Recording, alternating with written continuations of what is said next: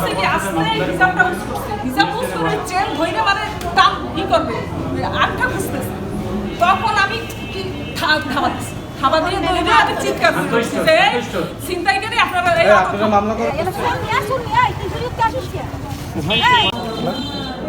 হ্যাঁ, আপনাদের এই চক্রে কতজন আছে সত্যি কথা বলুন। আমি এখন অসুস্থ হয়েছি।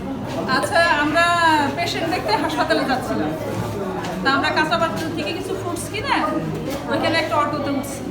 তো অটোতে ওঠার পরে আমরা যখন সদর হাসপাতালের গেটে আসছি, ইতিমধ্যে দেখি কিছু টাকা ছেড়ে দিছি উনি হাত ধরে। 1000 টাকার নোট, 500 টাকার নোট, 200 টাকার নোট, 100 টাকার নোট ছেড়ে দিয়েছে। দেওয়ার পরে বলতেছে, আমি বলছি আল্লাহ টাকা ছাড়লো কেন, টাকা এসে কেন?